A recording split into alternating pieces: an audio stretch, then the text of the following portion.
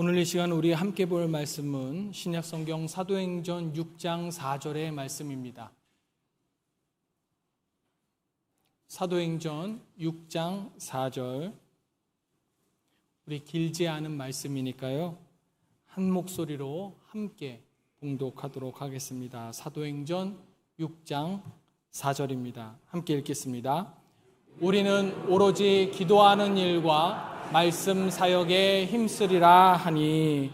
아멘. 이 시간 박원규 목사님 나오셔서 하늘의 해답을 묻다라는 제목으로 말씀 전해 주실 때 우리에게 많은 은혜가 있기를 소망합니다.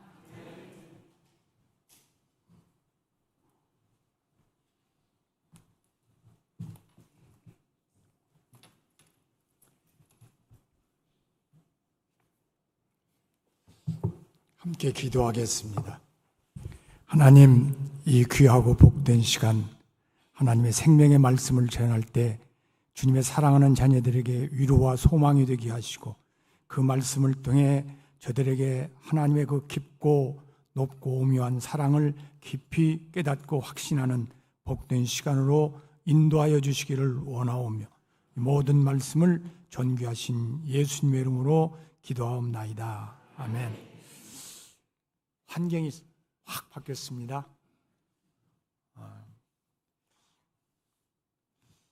저는 본래는 세미나로 알고 제가 왔었는데, 제가 여기 와서 보니까 오늘은 예배로 이렇게 드리는 것 같아요.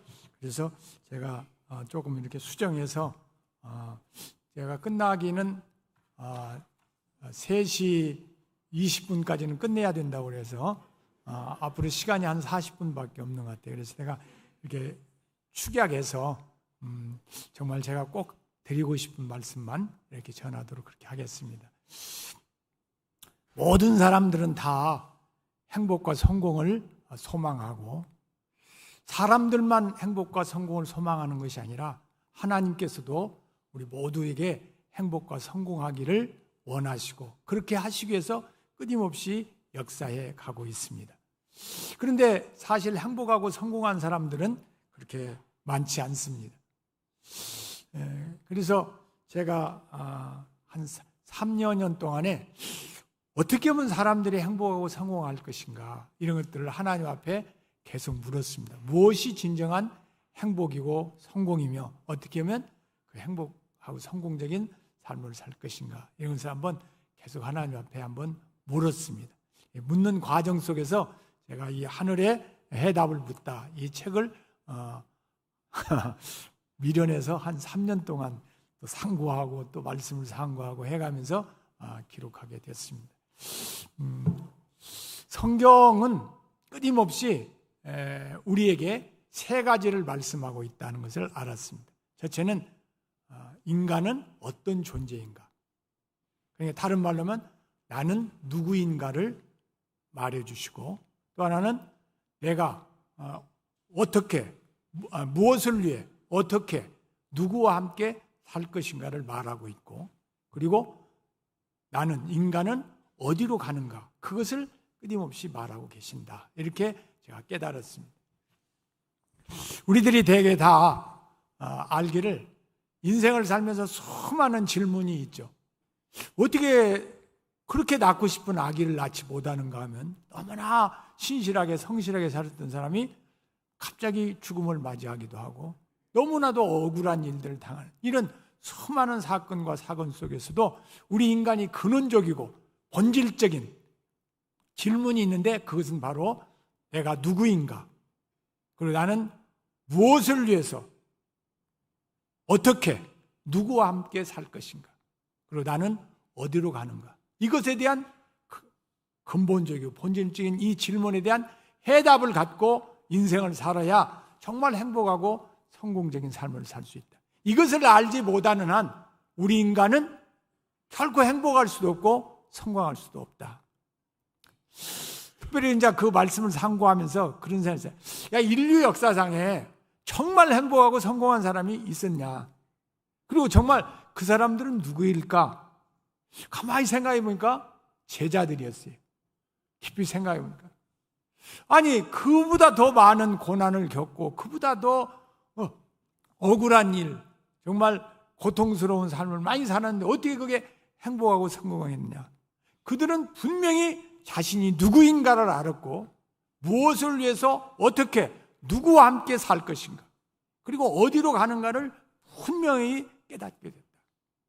어찌 보면 출애굽의 사건, 애굽의 삶은 자신이 누구인가를 알게 하는 과정이었고, 광야의 삶은 그들이 무엇을 위해서 어떻게 누구와 함께 살 것인가를 말해줬고, 가나안 땅은 우리가 가야 할 천국을 말하고 있다. 그리고 예수님 자신이 이 땅에 오셔서 자신이 누구인가를 말했고 어떻게 살아야 할 것을 우리에게 말해주셨고, 그리고 어디로 가는가를 분명히 증언해 주셨다. 그리고 제자들은 바로 그 사실을 깨닫고 확신하게 됐다. 성령이 임하게 되면 내가 누구인가를 알고 무엇을 위해 어떻게 살 것인가를 알고 어디로 가는가를 점점 알아가는데, 성령이 충만하게 되면 자신이 누구인가를 아주 분명하게 알게 되는 것입니다. 자신이 누구인가, 무엇을 위해서 어떻게 살 것인가, 어디로 가는가를 분명하게 알게 됩니다. 이렇게 저는 깨닫게 됐습니다.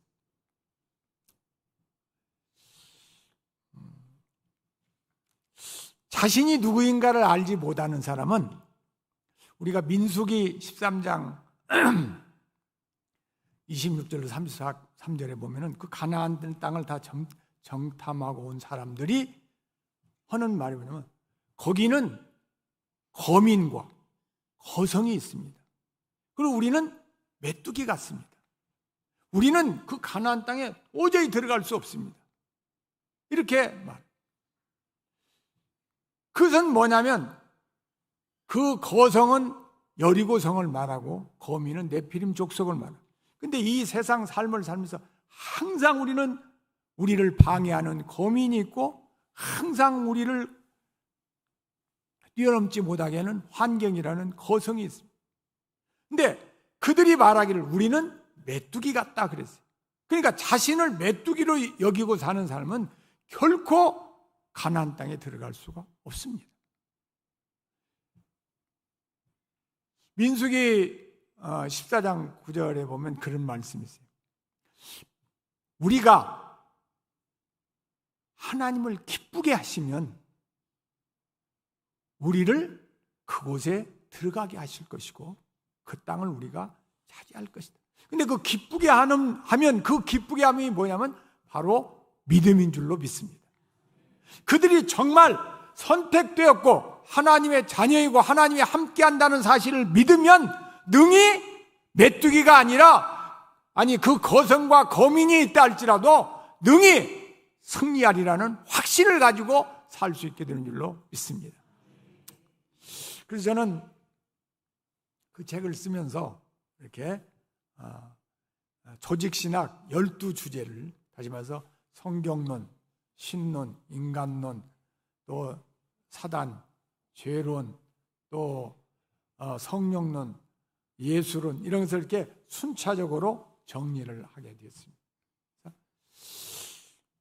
우리 인간은 하나님을 아는 만큼, 하나님의 사랑을 아는 만큼, 하나님이 정말 나와 함께 하시는 것을 믿는 만큼 우리는 행복하고 성공적인 인생을 살게 될 줄로 믿으시기를 축원합니다. 우리가 알듯이 여리고성은 40년 전에도 있었고 40년 후에, 그러니까 40년 전 모세와 갈 때도 여리고성은 그대로 있었고 40년 후에 여호수아와 갈 때도 여리고성은 꼭 그대로 있었습니다.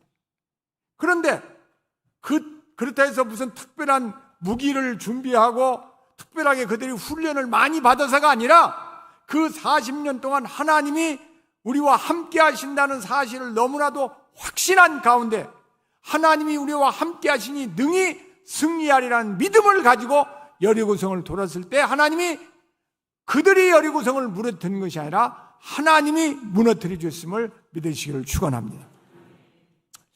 우리는 어떤 존재인가? 이것이 참 굉장히 중요하대요.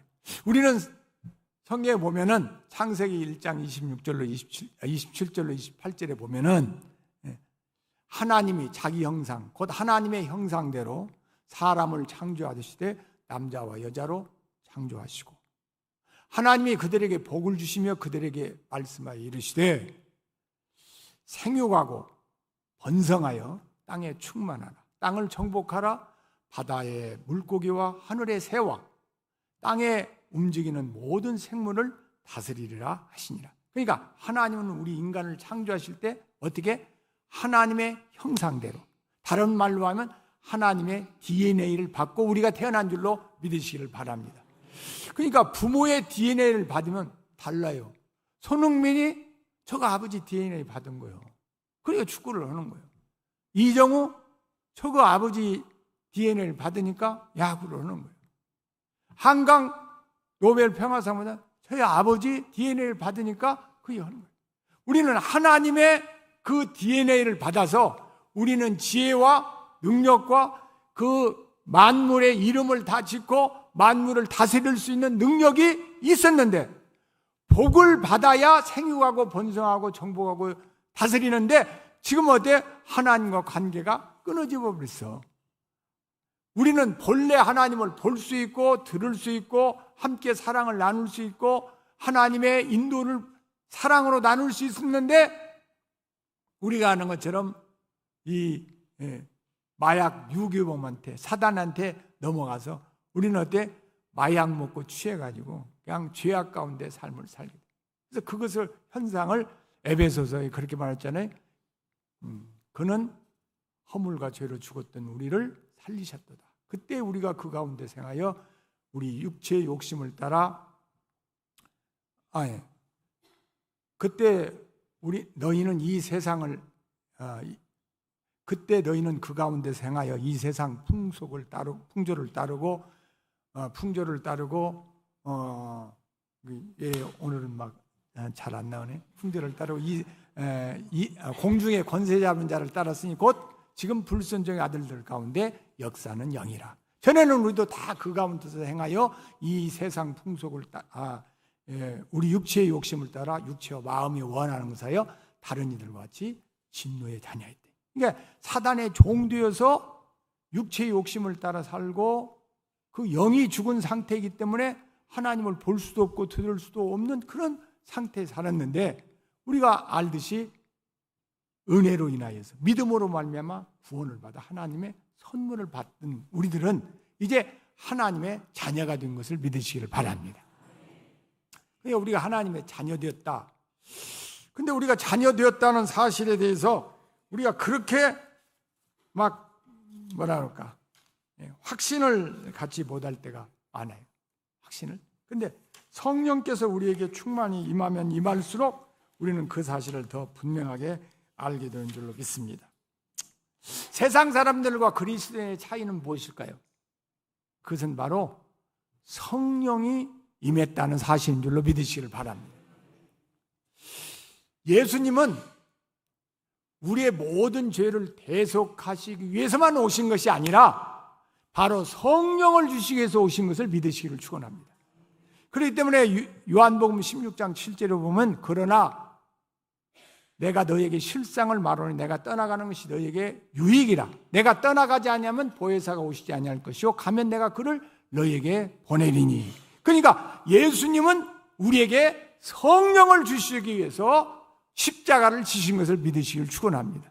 그러니까 그 성령이 우리에게 온 사람은, 성령이 나에게 임한 사람은 나는 자녀라는 확신도 없고 정말 자녀일까 회의가 와도 성령께서 로마서 8장 16절에 말하면 성령이 친히 우리 영과 더불어 우리가 하나님의 자녀인 것을 증언하시나니 자꾸 자녀인 것을 깨닫게 하고 알게 하시고 확신하게 역사하는 줄로 믿으시기를 바랍니다. 그 성령께서 자녀인 것을 확신하게 할 뿐만 아니라 자꾸 회개하게 하시고, 우리는 내 의지로 노력으로 회개할 수 있는 것 같지만 사실은 성령께서 회개하도록 만들어주시는 것을 믿으시기를 바랍니다. 회개는 뭐예요? 내가 하나님을 등지고 사는, 등지고 살다가 이제 어때? 하나님께서 등지고 사니까 내 앞에 늘 그림자가 드리운. 근데 이제 뒤돌아서 하나님을 바라본. 그러니까 하나님을 바라보니까 그림자가 없어져요. 삶의 회개라는 것은 그렇게 등지는 것을 바라보게 하는 것이죠. 땅만 바라보던 삶을 하늘의 별을 바라보게 하고, 이 세상 것에 취하여 살던 것을 십자가를 바라보고, 이게 점점 회개가 뭐예요? 점점 내가 세상을 사랑하는 마음이 하나님을 사랑하는 마음으로 자꾸만 바뀌어져 가는 줄로 믿으시기를 바랍니다. 이게 성령이 임하기 때문에. 그러니까 눈물도 나오고 내가 이렇게 산 것을 후회도 하고, 그렇게 성령께서 날마다 우리를 새롭게 회개케 해서 주님이 사역하시면서 첫 번째 말씀하신 것처럼 회개하라 천국이 가까웠느니라. 그런 것처럼 회개하면 할수록 하늘의 역사가 점점 내 삶에 역사되어져서 누리게 되는 것을 믿으시기를 주님으로 축원합니다. 우리가 알듯이 예수님은 육으로 오신 하나님이시고 성령님은 영으로 오신 하나님이신 줄로 믿습니다. 근데 그 성령님은 예수님이 이 땅에 계셨을 때 하신 일들을 다 똑같이 하시는 거예요. 똑같이. 예수님이 이 땅에 오셔서 물을 포도주로 만들고 오병의 역사를 하고 죽은 나사로를 살리고 모든 병과 모든 약한 자를 고치시고 또 회당에서 가르치시고 천국 복음을 전파하시는 그 일들을 사람을 통해서, 환경을 통해서, 꿈으로 환상으로 여러 가지 사건을 통해서 똑같이 역사하시는 것을 믿으시기를 축원합니다. 성령은 특별한 사람, 특별한 때, 그런 때만 주어지는 것이 아니라 회개하고 말씀에 의지해서 하나님 앞에 간구하는 자에게는 다 주시는 줄로 믿으시기를 바랍니다. 그러면 성령은 베드로에게 임한 성령과 우리에게 임한 성령이 다를까요? 똑같습니다. 똑같은 성령. 그런데 왜 베드로나 그런 사람들에게는 그렇게 능력이 나타나는데 우리는 왜 그런 능력이 나타나지 않을까요? 그것은 내가 사모하는 마음이 정말 그 성령의 실제적인 그 인격적인 능력을 확신하지 않고 그 인식과 의식하지 않는 상태에서 살기 때문에, 더욱이나 말씀에 의지해서 우리가 성령을 뜨겁게 간구해야 할 줄로 믿으시기를 바랍니다. 우리는 대개 성령을 구할 때 어떻게 신비한 것. 근데 여러분, 말씀이 충만해야 성령이 충만한 줄로 믿으시길 바랍니다. 말씀이. 그러니까 그 성령의 역사가 예수님이 하셨던 역사와 똑같이 오늘날도 병도 고치고 귀신도 쫓아내고 놀라운 기적을 행할 수 있는데, 우리가 그 말씀에 온전히 믿지 않고 그 말씀에 의지하여 살지 않기 때문에 오늘 성령께서 우리들을 통해서는 그런 역사가 잘 일어나지 않는 것입니다. 요한복음 15장 5절을 보면은 나는 포도나무요 너희는 가지라. 그가 내 안에 내가 그 안에 가면 사람은 열매를 많이 맺나니 나를 떠나서는 너희가 아무것도 할 수 없다. 그러고서 요한복음 15장 7절에 보면 이렇게 말했습니다. 너희가 내 안에 거하고 내 말이 너희 안에 거하면 무엇이든지 원하는 대로 구하라. 그래야면 이루리라. 뭐가 있어요? 그 포도나무의 가지와 포도나무의 사구에서 그 포도나무의 영양분이 포도나무 가지의 열매를 맺게 하는 것은 말씀이 확실히 할 줄로 믿으시길 바랍니다. 우리는 그 말씀에 의지해서 성령의 능력을 힘입고 살게 되는 줄로 믿으시기를 바랍니다.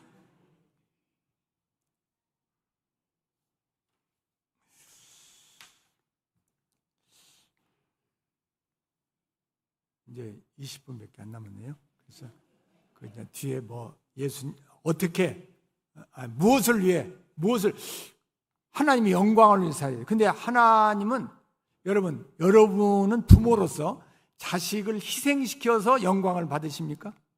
그런 일은 없습니다.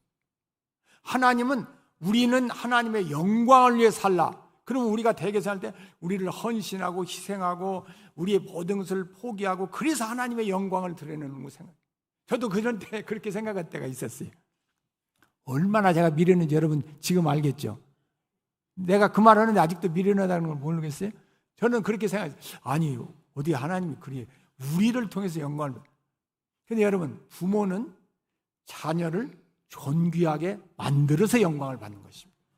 믿으십니까? 자녀를 존귀하게 만들어요. 지혜롭고 성스럽게 위대하게. 그래서 말씀과 기도로 거룩하여 지민이라 그랬는데, 디모데전서 4장 5절에 말씀과 기도로 거룩하여 지민이라 했는데, 그 거룩이란 말은 레위기 19장 2절에 나오는 그 거룩함은 레위기 전체를 말하는 거예요. 그러니까 인간이 거룩하게 하는 것은 말씀과 기도예요. 근데 그 거룩이라는 것을 국어사전을 보면은 성스럽고 위대하다는 뜻입니다. 인간이 성스럽고 위대해지게 되는 것은 말씀과 기도인 줄로 믿으시기 바랍니다. 그러니까 하나님은 그 말씀과 기도를 통해서 우리를 존귀하게 만들어서 그래서 영광을 받으시고, 우리를 어떻게 살아야 하냐? 예수님처럼 사랑을 위해서 기도하고 성령 충만함 속에서 살아야 할 줄로 믿으시기를 바랍니다. 우리가 예수님의 삶을 사도행전 10장 38절에 보면 이렇게 나왔습니다. 하나님이 나사렛 예수에게 성령과 능력을 기름 붓듯 하셨으며 그가 두루 다니시며 착한 일을 행하시고 마귀에게 눌린 모든 자를 고치셨으니. 그래서 그게 뭐예요? 성령이 충만합니다. 태어나실 때로 성령으로 태어나셨고, 또 침례 받을 때도 성령이 임했고, 또 사역을 시작할 때도 성령의 이끌림 속에 살았고, 사역의 모든 곳에서 성령의 역사 속에서 삶을 살았음을 믿으시기를 바랍니다. 오늘 우리들은 어떻게 성령과 함께 더불어 살아야 할 줄로 믿으시기를 축원합니다. 그래서 요만큼은 빼고 그리고 이제 그냥 요만큼 남았는데 이걸 20분에 해야 되니까 조금 잘하겠습니다.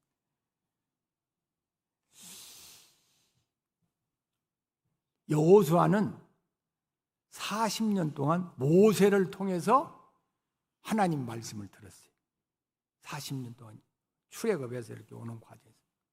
그런데 모세가 죽고서 하나님 앞에 직접 들었어요. 할렐루야. 여호수아서 1장 1절로 4절 보면 직접 들으면서 이 백성과 함께 가나안 땅을 들어가. 직접 들었어. 직접. 그러면서 약속을 받았어. 내 평생에 너를 능히 대적할 자가 없을 것이다. 내가 모세와 함께 있었던 것 같이 너와 함께 있으리니 내가 너를 버리지도 아니하고 떠나지도 아니할 것이다. 강하고 담대하라. 내가 이 백성들의 조상들에게 맹세하여 그 땅을 주리라 한 것처럼 이 백성이 그 땅을 차지하게 하리라. 할렐루야. 이 말씀을 딱 듣는 순간에 이 여호사가 얼마나 기뻤을까요? 한번 생각해 보세요. 옛날엔 모세를 통해서 들었는데 이제는 직접 들은 거예요. 하나님 앞에. 얼마나 정말 세상 말로 그냥 정말 팔팔 뛸 거예요. 뛰었을 것 같아요.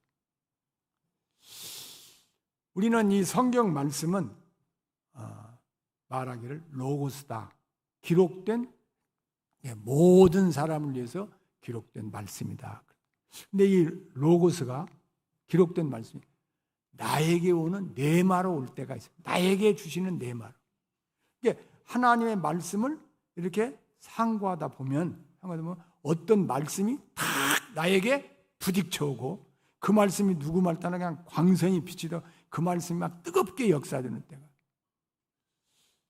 저도 이 책을 쓰면서 사도행전 6장 4절의 말씀에 그만 그냥 가슴이 뭉클하고 아니 그 전에 나 수없이 봤어. 근데 그때 그 말씀이 그렇게 나에게 강하게 역사해. 그래서 어째서 이 말씀이 나왔는가를 한번 상고해 보기 시작했습니다. 아는 것처럼 제자들은 누가복음 24장 49절에는 볼지어다 내가 내 아버지의 약속하신 것을 너에게 보내리니 너희는 위로부터 하늘로부터 능력으로 입혀질 때까지 이 성에 유하라. 그러니까 위로부터 입혀지는 능력이 있다는 거예요. 그 위로부터 능력으로 입혀질 때까지 이성에 유하라.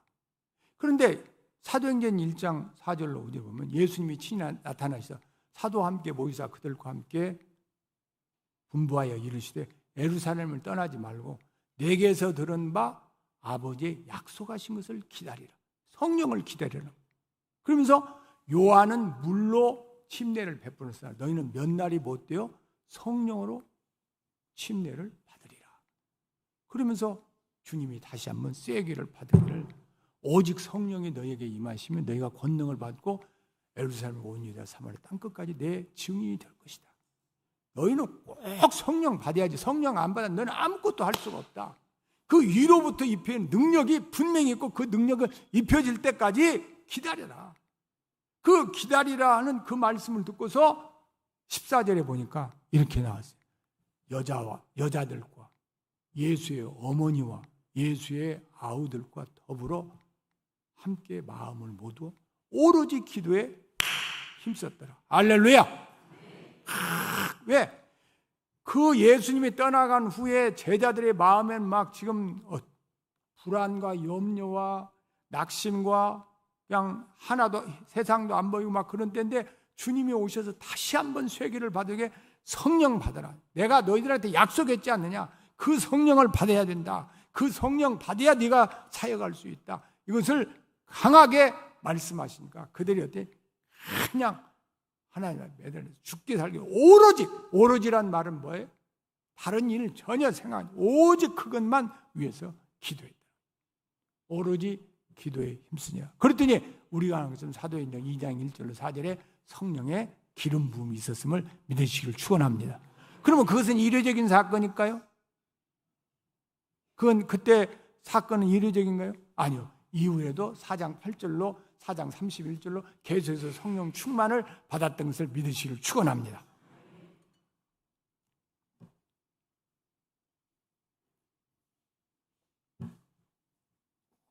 그렇게 쭉 받으니까 성령 그 충만을 받고 나니까 어때?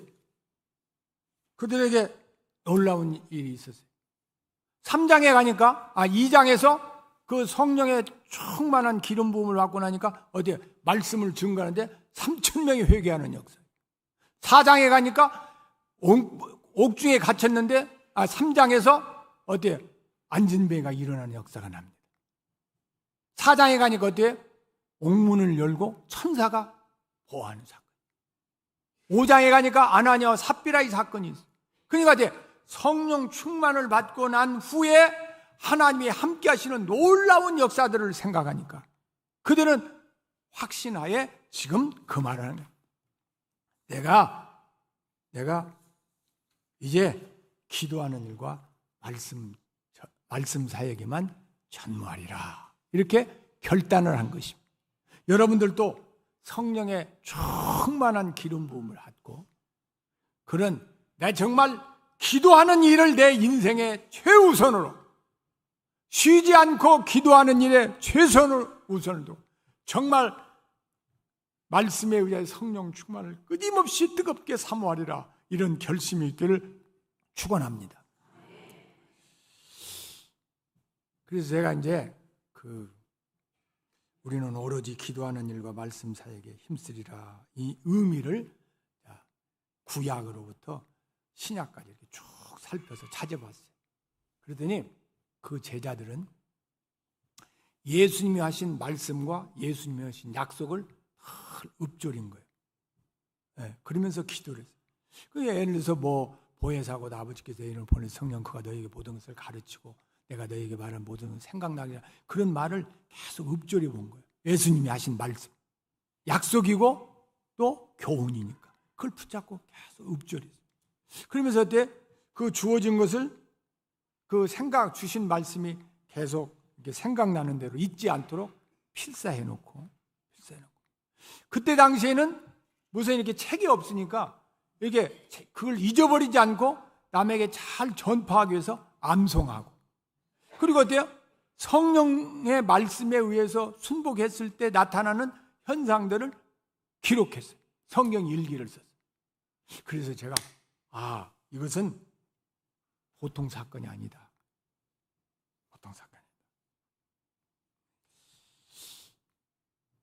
저도 평소에 그 성경 암송을 이게 시간이 이렇게 단축되니까 조금 막 제가 이렇게 그걸 뭘 빼고 어찌고 하려니까 정신이 조금 혼란스럽네요. 여러분들 이 얘기하고 주소가 없더라도 하여튼 내가 하는 말의 핵심을 여러분들이 잘 알아들어서 이 하늘과 해답이라는 책을 꼭 한번 자세히 읽어보시기 바랍니다. 제가 이제 한 10분밖에 여유가 없어요. 근데 여러분 이 얘기가 있거든요. 성경 암송하는 것이 너무나도 저는 중요하다. 책에 그런 게 나왔습니다만 달라스 신학교의 하워드 헤드릭스 말은 자기가 말하자면 총장이라면은 나는 무조건 신학교 4년 동안 성구를 암송하게 하겠다. 이런 말들하고. 저도 이제 그런 것들을 옛날에 들어서 성구를 내 나름대로 이렇게 좀 많이 암송을 하려고 저도 힘쓰고 애썼습니다. 근데 제가 베트남에 있으면서 사역을 10여 년 동안 이렇게 하고 끝마무리에 제가 좀 고통스러운 일이 있어서 그건 다 이야기는 하면 이제 시간이 많이 안 되고 정말 부끄러운 얘기지만 자살하려고 생각했습니다. 정말 너무나도 힘들었어요. 왜 그러냐면 하나님이 나를 버리신 것 같았어요. 사역을 15년간 하고서 마무리 단계에서 다른 목사님한테 이렇게 양도했는데 그게 어떻게 잘못돼가지고 그 목사님이 나도 모르는 사이에 그 교회를 팔고 다른 데 가버렸어요. 그것은 정말 나로서는 꼭 내가 그 15년 사역이 다 없어져 버리고 다른 말로 하면 하나님이 나를 버리신 것 같아요. 이건 뭐 설명이 잘 안 될 겁니다. 그런데 그때 이제 새벽마다 제가 이제 기도를 하러 이렇게 하자면 성전에 나가는데 그 기도하는 동안에 로마서 8장 31절로 39절 말씀이 정말 선명하게 그냥 내 안에 탁 다가오는 것을 만일 하나님이 우리를 위하시면 누가 우리를 대적하리 자기 아들을 아끼지 아니 그 이제 39절까지 제가 다 암송하는데 얘기하면 어때서 저 다 아는 얘기를 뭘 또 하냐 그러니까 그거 빼고 하여튼 그것을 딱 막 그냥 음성이 들리듯이 그냥 확 저한테 왔어요. 그 뒤로 그렇게 제가 열등감과 죄책감과 하나님께 버림받은 마음, 그 분노와 미움 이런 것들이 그냥 정말 씻은 듯이 딱 치유가 됐어요. 저는 상당히 좀 내성적이고 또 좀 열등감이 많습니다. 목사님이 무슨 열등감이 있겠냐고 그러지만 정말 저는 열등감이 많았어요. 어디 가서 이렇게 그냥 이렇게 턱 터놓고 말을 잘 않는 성격이었어요. 그런데 그 뒤로 제가 그 딸이 미국 사는데 딸이 이제 회계사로 이렇게 돈 내는 게 많은가 봐요. 그러니까 우리가 가면은 돈 안 내고 그걸로 충분히 산다고 무조건 오라는 거예요. 오면 그냥 아빠 편하게 살긴. 그래서 그러면 그게 편하게 나도 고생했으니까 이제 편하게 살아야겠다 그랬는데 그 사건이 있은 후로 나는 미국 안 가겠다. 나는 한국에서 할 일이 있다. 무엇인지도 몰랐어요. 뭘 하려고 하는 것 구체적으로 없어요. 그런데 그 후에 제가 지금 파주에 사는데 파주 우민이라는 그 임대주택에 들어가게 됐어요.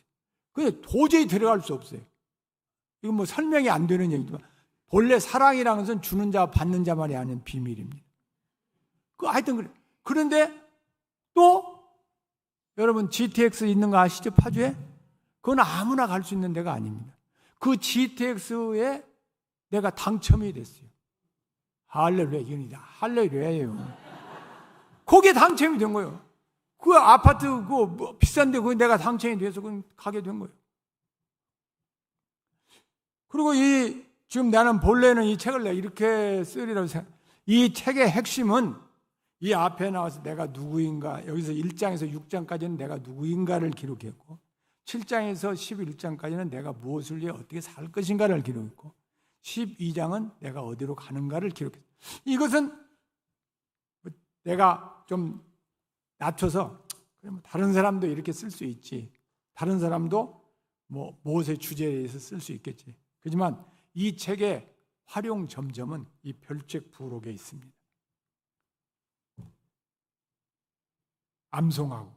근데 그 암송을 어떻게 할 거냐? 우리도 암송해 보면 알지만 암송을 조금 하다 보면은 한 10개나 20개, 30개 하면 그 다음에는 막 혼동이 와가지고 되지 않습니다.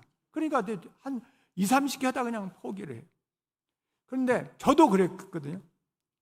근데 그 이지성이가 쓴 리딩으로 리딩하라는 책이 있습니다. 거기 보면은 세종대왕이나 정조나 이런 사람 다 필사해서 그 암송했던 것을 거기 기록된 걸 봅니다. 그러니까 쇼펜하우어의 책 같은 것도 다 그렇게 논어맹자 이런 것들을 다 몇 번씩 읽으면서 필사해가지고 암송했던 거예요. 그래서 돌비석, 우리는 돌 같잖아요. 돌비석에 끌 있죠, 끌. 끌 아시는가요? 끌과 망치로 쪼아서 그것을 새겨야 그것이 오래 기억이 되집니다. 그래서 그 끌과 망치로, 다시 말해서 그 필사와 또 읍조림을 통해서 그것을 해야 된다. 그것을 다 거기다 책에 기록해 놨고요. 그리고 그 성경 일기를 써야 된다. 암송하는 것으로 끝나는 게 아니라 그 읍조리고 암송하다 보면 그 책 내용을 여러분들이 한번 꼭 자세히 꼭 이렇게 한번 보시면은 여러분도 틀림없이 할 수. 제가 IQ가 100이 안 됩니다. 이건 과장이 아니에요. 정말 100이 안 됩니다. 그런데 정말 열심히, 그리고 늙었으니까. 옛날에는 내가 그보다 더 됐어요. 100 넘었어요. 근데 제가 그 나무로 머리를 맞아가지고 머리가 좀 미련해졌어요. 그 뒤로는 정말 암기하는 거였는데 그 필사와 읍조림을 통해서 암송하기 시작했어요. 그리고 성경 일기를 쓰니까 그 말씀이 더 깊이 되는 거예요. 성경 일기를 쓸 때 그 말씀을 관찰하고, 예를 들어서 두려워하지 말라 내가 너와 함께 함이라. 그러면 거기에 가장 중요한 게 뭐예요? 두려움과 내가 너와 함께 한다는 거죠. 놀라지 말라 나는 내 하나님이 됨이라. 그것이 관찰입니다. 그 이해는 뭐냐? 그 우리가 놀랄 이유가 없다. 왜? 하나님이 나와 함께 하시니까. 그것을 이해하고 그 적용해서 그렇게 기도해서 쓰는 것을 책에 이렇게 잘 이렇게 놨어요. 제가 오늘 여러분들한테 꼭 부탁드리고 싶은 것은 하나님께서 저에게 그냥 이 책을 쓰게 하신 게 아니고 코로나 시대에 지금 교회에 점점점 이렇게 말하자면 쇠퇴해 가고 있습니다. 그리고 모임이 온프라 예배로 변해지면서 굳이 교회 갈 이유가 뭐냐? 교회 생명은 예배와 교제인데 교제가 지금 빠져가고 있습니다. 근데 그 교제가 빠지는 이유 중에 하나가 만나서 뭐 세상 이야기하고 남편, 자식들 자랑 또 흉보는 일 이러다 보니까 서로 상처가 되고, 그런데 또 부부간에도 대화가 없어요. 우리 와이프가 제가 이제 그 베트남에서 사역을 하면 끝낼 줄 알았어요. 그런데 그 딸네 집에 가서 좀 이렇게 편안하게 살라고 생각했는데 한국으로 그냥 가고 한국에 가서 또 무슨 책을 쓴다 보니까 얼마나 미웠겠어요. 정말 얼마나 저를 엄청 미워합니다. 네. 그리고 뭐 꺼지면 참 미국에 갔으면 이런 일 없을 텐데 그러고 있어요. 그런데 그렇게 내가 3년 동안 시달렸습니다. 그런데 이것을 만들어서 여보, 우리 내가 당신한테 잘못한 건 잘못한 거고 우리 말씀을 가지고 매일 그 말씀 가지고 서로 읊조리고 또 암기도 해보고 우리 뭐 머리가 나쁘지만 그래도 필사하고 하면 된다. 지금 나이가, 그리고 저 같은 경우에는 더 어려운 게 옛날에는 개역 한글로 성구를 암송했는데 개역 개정으로 바뀌니까 예를 들어서 그리스도를 위하여 받는 능욕을 이랬는데 수모를 이렇게 기억했는데 지금은 능욕으로 바뀌었어요. 이런 것이 바뀌니까 더 암송이 어려워요. 하지만 우리 한번 해보자. 그래가지고 서로 그 말씀을 나누니까 부부간에 정치 얘기 아니면 뭐 살림 이야기밖에 안 하니까 서로 영적으로나 삶의 대화가 점점 단절되는데 이 말씀으로 대화를 나누는 그렇게 좋더라고. 그래서 요즘은 조금 반찬도 달라지고 조금 달라졌어요. 근데 여러분, 우스갯소리가 아니라 이 말씀으로 정말 읊조리고 필사하고 암송하고 꼭 성경 일기를 쓰고 여기 다 설명해 놓았습니다. 한번 저는 정말 여러분이 생각하면 저 목사가 파주가더니 이상해졌네. 그전에는 그러지 않았는데 그래야 모르지만 저는 이것을 가지고 지금 제가 생각하기는 우리 침신대학에 가서 강의를 꼭 해야겠다. 내가 신학생들한테 이것을 꼭 가르쳐야겠다. 여러분 놀라시잖아요?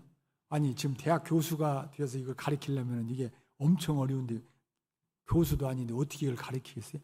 하여튼 무슨 방법이 있을 것이다. 하나님 무슨 특강을 하든지 뭘 하든지 한번 할 거다. 그래서 내가 이걸 자세히 지금 내가 하려고 생각하는데 여러분들이 우리 친정에 와서 내가 하는 얘기니까 여러분들이 기도를 좀 많이 해주시길 바랍니다. 그래서 내가 조금 제 시간에 정시에 지금 19분 18초인데 20분에 딱 끝내는 것입니다.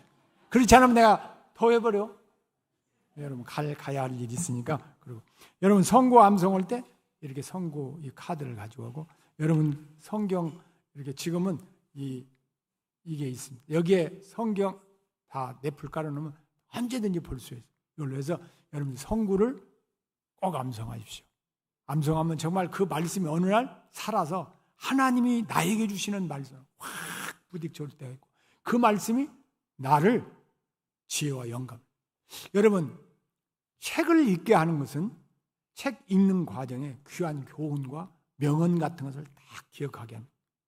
이 주제별 선고는 명언과 같고 교훈과 같고 그 말씀이 딱 나에게 딱 잡히게 되면 그 말씀이 내 방향과 지혜와 영감으로 용기로 교훈으로 확신으로 딱 나에게 오게 되면 여러분 삶에 하나님의 빛나는 역사가 있게 될 줄로 믿으시기를 축원합니다.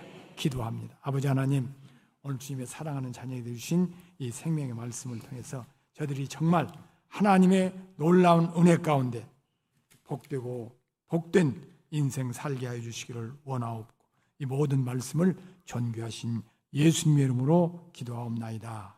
아멘.